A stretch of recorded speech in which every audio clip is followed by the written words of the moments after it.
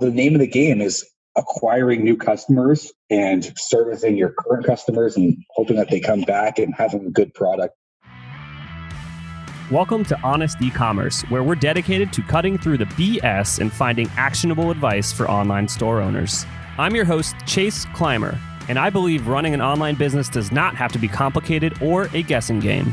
If you're struggling with scaling your sales, Electric Eye is here to help. To apply to work with us, visit electriceye.io/connect to learn more. Now let's get on with the show.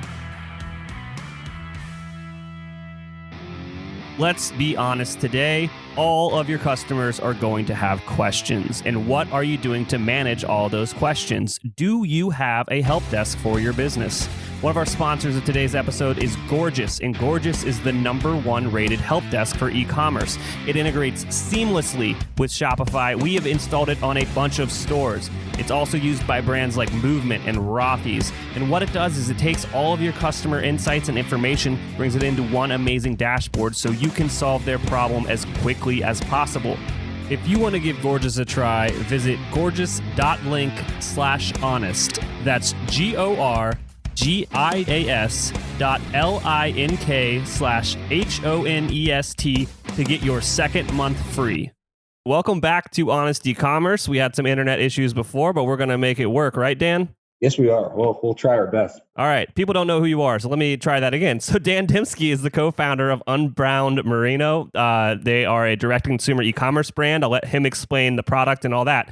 But what you guys missed on the Ruined recording was this discussion about the third door from a book that Dan is reading right now. So this came up because I just want to let everyone know that Dan and his team built a great business. They scaled to 4 million plus in under 3 years or around 3 years. But you know what it comes down to is there was no secret sauce. So that kind of brought up this concept of the third door. Yeah, I mean, I was only bringing it up because I just started this audiobook called The Third Door yesterday. And the premise is, in starting a business, there's 3 ways in which it can happen. They call it the third door. They said there's 3 doors in. So the first door would be where 99% of people are. There's a lineup around the block to get in there, and it's going by the book and like starting a business with a traditional business plan and getting your education and all that. And it's the hardest way to get in, but some people do, but it's just kind of going by the book. And the second door is you're a billionaire and you have all the access in the world, and the thing is kind of easy and you're getting in with the VIP treatment. And it's kind of like not anyone can get in that door, but the people who do, it's sort of the easy way in.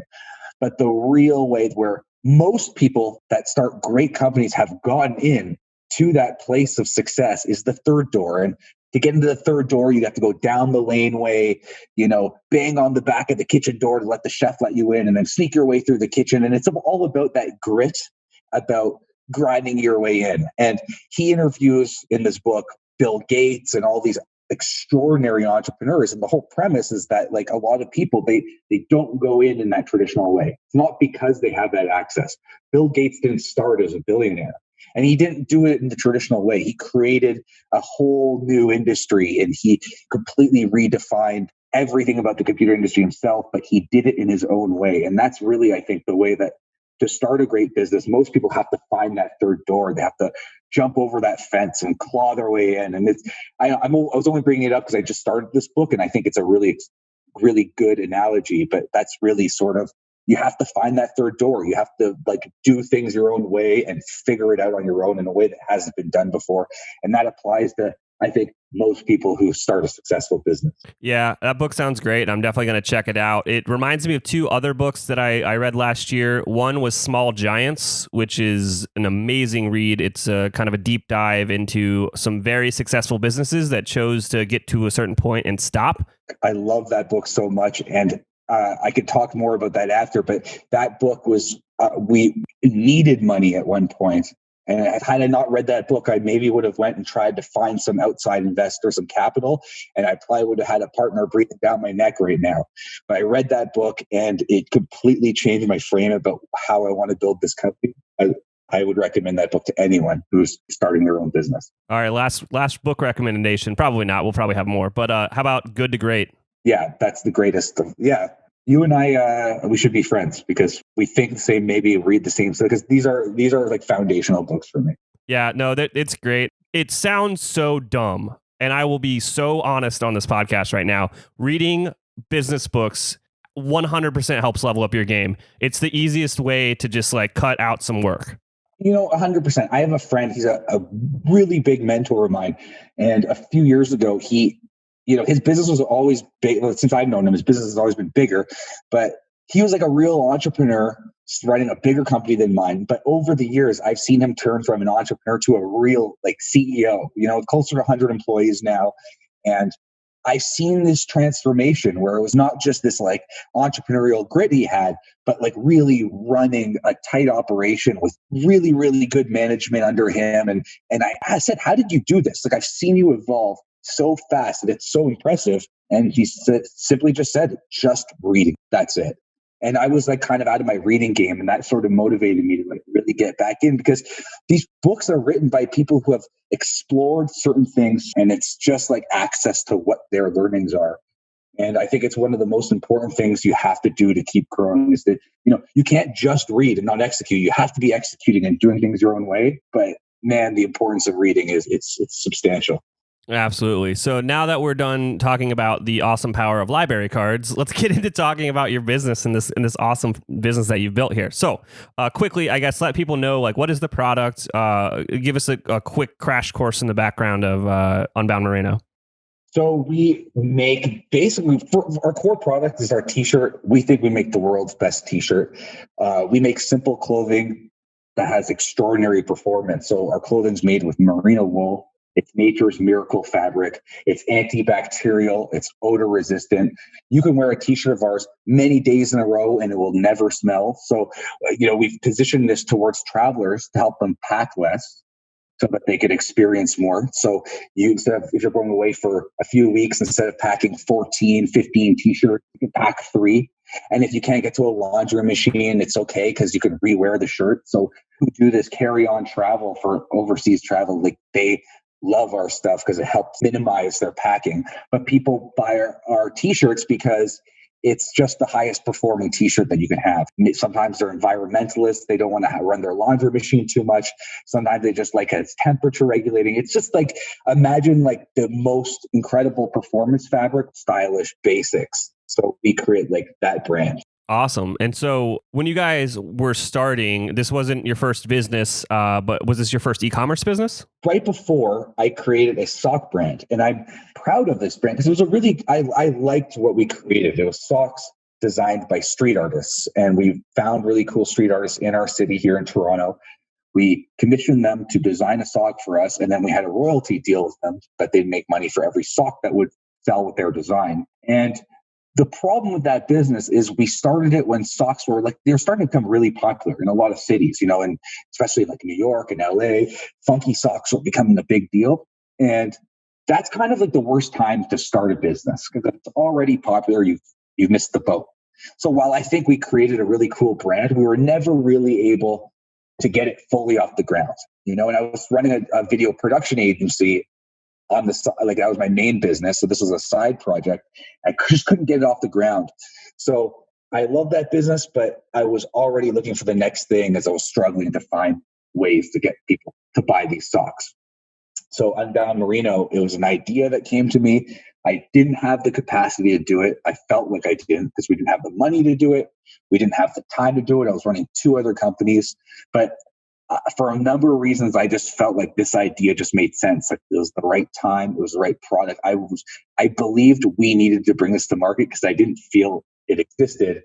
So we did a crowdfunding campaign as a way to not just get the funds to start the company, but to validate if this was a good idea. Like, do we have product market fit? Year and a half on the side of running 2 other companies, my 2 business partners and I would meet up every Friday night at 8 p.m. And we'd work well into the night until we were too tired or we had too much whiskey. And after a year and a half, we put together this crowdfunding campaign, let it go into the world. And the crowdfunding campaign was very successful. And we were off to the races. That's how we started the company.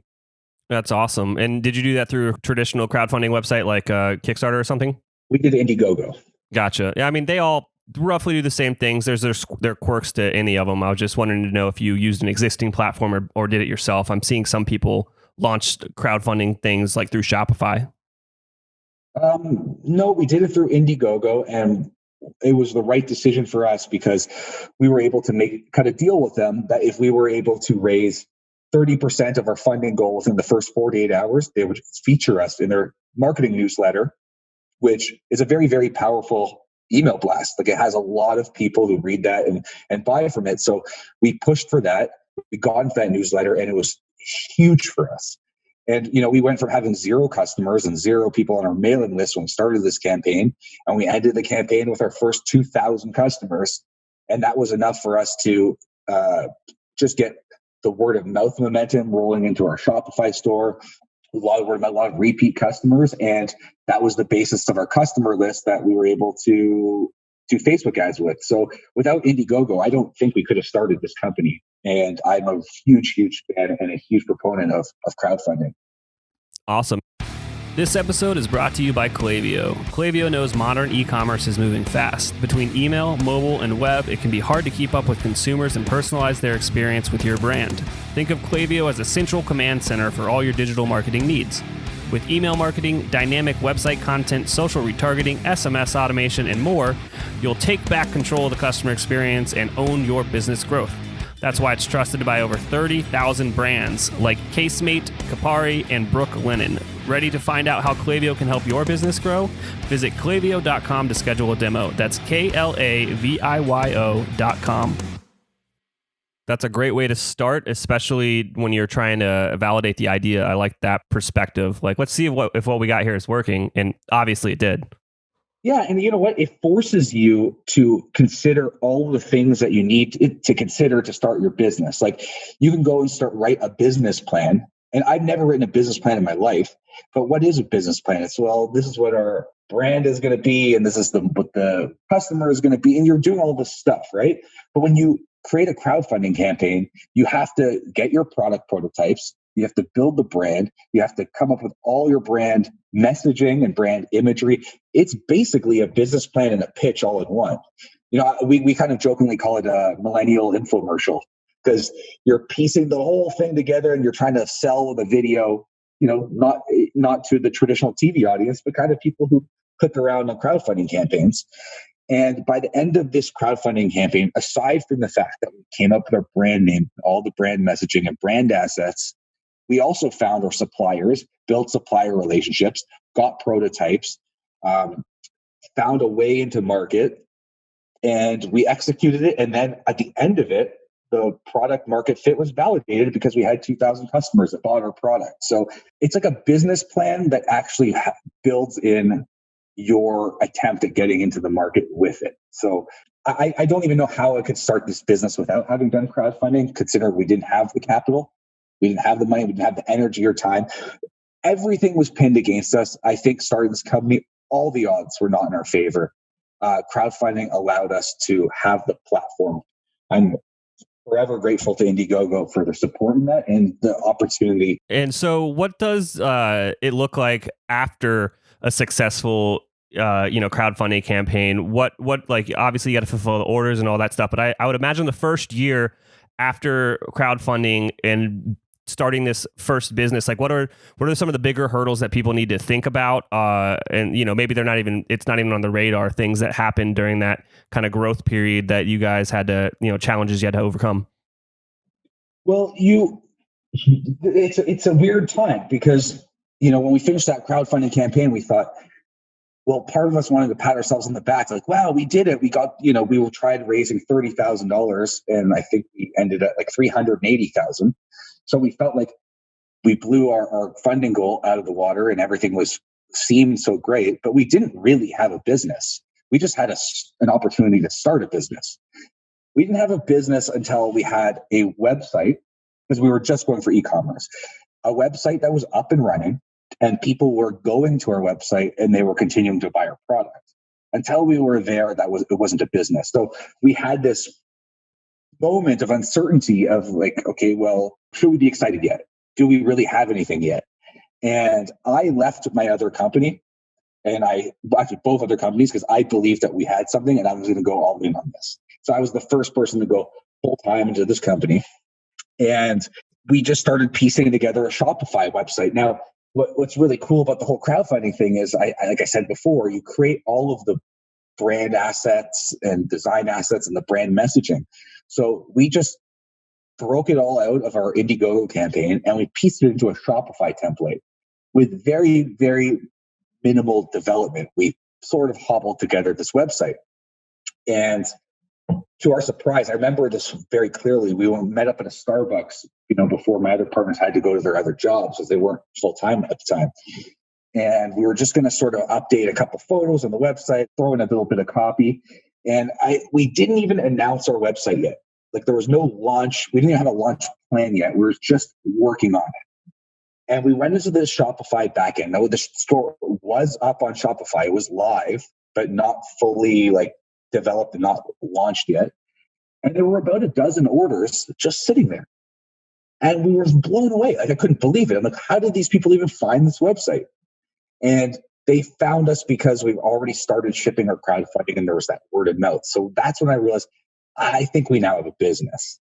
But we couldn't rely just on word of mouth. We said we had to figure out, well, what is the next thing? Like before we relied on Indiegogo and their email list and their trending campaign for a bit. And the fact that we were driving ads to our Indiegogo campaign.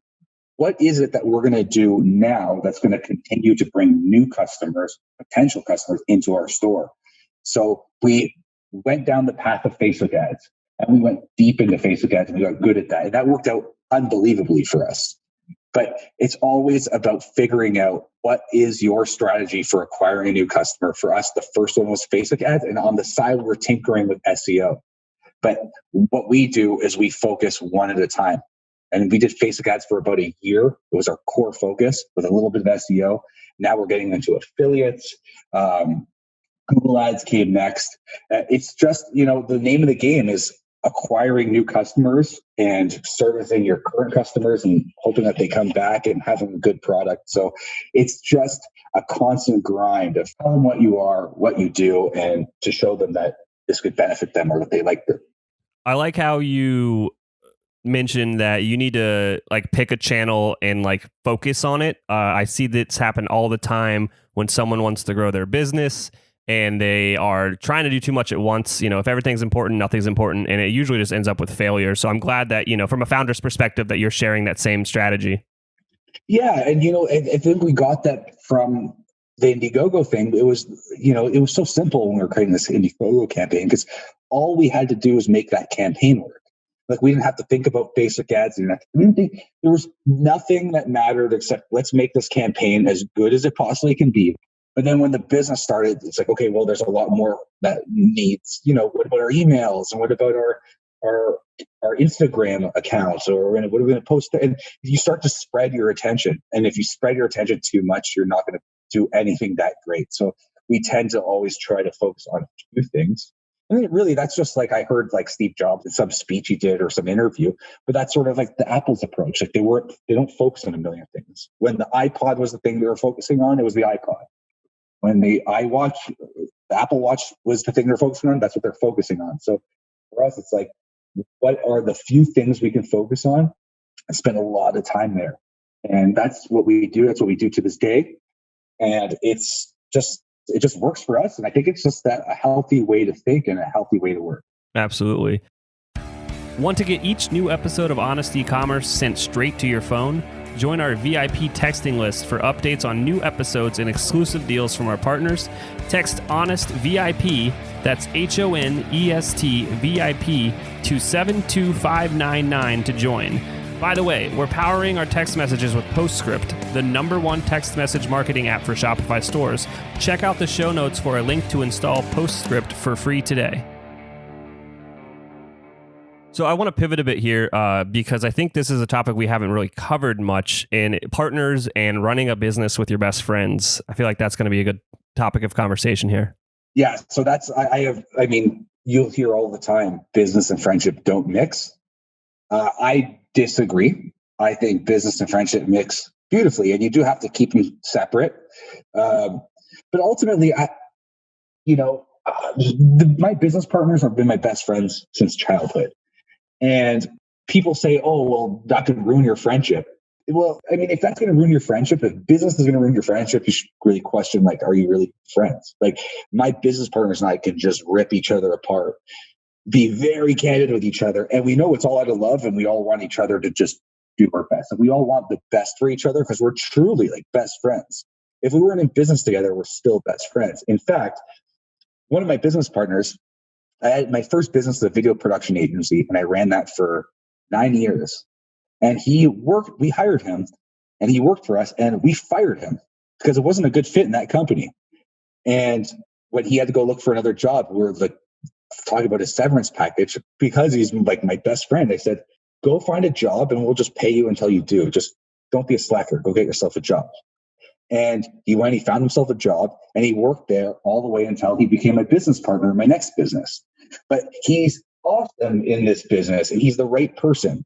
He was the wrong person for that other business as an employee, but he's the right person as my business partner. So that just goes to show, like, it's like, business and friendship can mix there, but they're two totally separate things. I love working with my best friends. It's the greatest gift I could ever have, because every day I get to go on to Zoom, now, like Zoom calls. We do a Zoom call every morning. Even before coronavirus, we were always going a daily morning Zoom call, a daily huddle. We go out for beers together. We could talk about the company.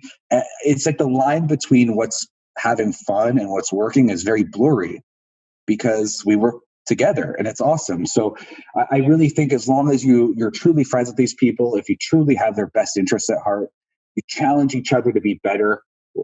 There's just nothing better than getting into business with your friends. And that's my opinion. That's my experience. Yeah. Even in my previous business, you know what? So I have 3 best friends. My other partner was my other best friend. He's not a partner in this new business, but we're still best friends. So that's just the way I think. That's the way I work.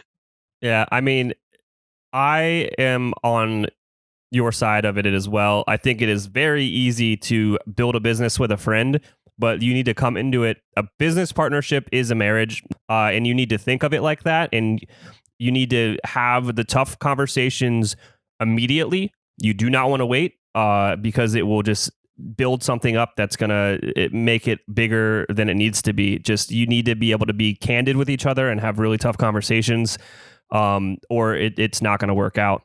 If you bottle things up, it's like, again, like you're making something that doesn't need to be big, much bigger. And I think that's something that we do really well. And we have had tough conversations. We've had a couple conversations where I was surprised at how angry one of my business partners has gotten. But, we cooled off, and the next day we came back and resolved things.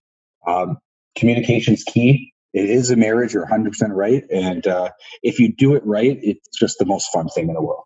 Absolutely. Being an entrepreneur is super fun, and then having people that you enjoy next to you for the ride just makes it that much better. Mm-hmm. Alrighty, so let's pivot a bit now to what's going on now. You guys are fully established. You guys are doing some awesome numbers. What are you guys doing to kind of help grow? Like you said earlier, it's all about finding new customers. That's the only way to grow your business. So what are you guys doing these days to bring new people into the funnel? Well, we've really, really gotten good. Our SEO is great, and we've gotten good at the Facebook ads. So that's cool. It feels like watering the plants now. We have done nothing with influencers or affiliates up until we're just starting that right now. So, it has almost no impact on our business at this point, but we see it as a big opportunity.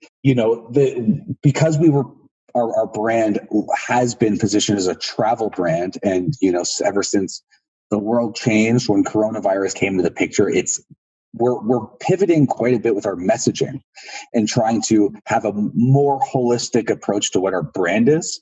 But we're also looking at this as a time where, since the travel industry has been hit so hard, the travel influencers, it's maybe a really good time to approach them. Maybe if in a previous era, pre-COVID, it would be very hard to talk to some of these people. We're finding they're very receptive and very open to having the conversations about potential collaborations, affiliate relationships. So we're looking at this as an opportunity to connect with influencers that maybe were a little out of reach before. So this is something we're focusing on right now. And, in a few months from now, or maybe in a year from now, this might have been one of the greatest opportunities ever that I'm just raving about, or it could be a big flop. But this is where our focus is shifting. and we're spending a lot of energy there. But, the main thing that we really focus on is not acquiring new customers. It's creating great products and catering to the relationships we have with our current customers. So we've built up a pretty big email list, and our customers are really loyal, and we sell in over 100 countries now. So, we hobbled together some clothing designs, not knowing how to make clothing when we first started the campaign. So now the most important focus for us is product development. When we first started our Indiegogo campaign, we hobbled together clothing designs, not really knowing how to do it well. Now we work with world-class product developers to not only tweak and improve our current products, but to bring new products into the fold. Because catering to our current customer base is more important than acquiring new customers, because they come back, they're very loyal to us. There's the source of word of mouth, which is the best marketing that we have. And ultimately, the product will speak for itself. So product development and product quality is more important than acquiring a new customer by a mile. So we focus on that, and we're focusing on affiliate. And that's sort of the narrow, laser focus that we have, at least for the next quarter or 2 quarters. Awesome. That's amazing. But except product development is not a 1 quarter, 2 quarter thing. That's a forever thing. Oh, absolutely. I think you always got to be innovating your products to keep your business going. I am going to be having my friend Myron on the show in a couple of weeks, and he is actually going to be sharing. They built their business actually pretty successfully through affiliate marketing. So he's going to do a deep dive into that, and I believe the platform that he uses for that he really enjoys is called Grin.co. It's not cheap. Say that again. Grin, GRIN.co, like a smile. But it's not the cheapest, but he says it actually works. It's well vetted influencers, and it's a super interesting. I guess it's not really SaaS. It's almost service as a subscription. But their platform's really cool, and it allows you to actually look for the influencers in your space and see if their numbers are legit, and it does a lot of cool things. So I'm gonna have him on, and he's gonna deep dive into kind of how they did it with that platform. So that's gonna be a super cool one. So I wish I had that for you now. So now I'm just I can't wait to listen to that. I just wrote the website down, and I'm gonna check it out. But yeah, that's right where I'm right at the beginning of that journey. So, maybe in a year from now, I'd be a good podcast guest for that. But right now, I have no idea what the landscape is. So even just getting that website is huge for me. Absolutely. Well, with that being said, is there anything that I forgot to ask you about today that you think would be worthwhile to share with our listeners? No, I mean, if people are just starting out, I like where we started with that third door thing. When we got into this, we didn't know how to make clothing. I had no experience in making this kind of clothing. I haven't had a successful e-commerce business. I had no money, no time, no energy. I was just I promise you, if this didn't work, this is where my thinking was. If this business didn't work, I didn't even know what I would do after, because I didn't want to go to my other business. I was done with it. And I don't even know how to write a resume, but I was going to go to Shopify and just ask them if they'd hire me. I was almost down for the count.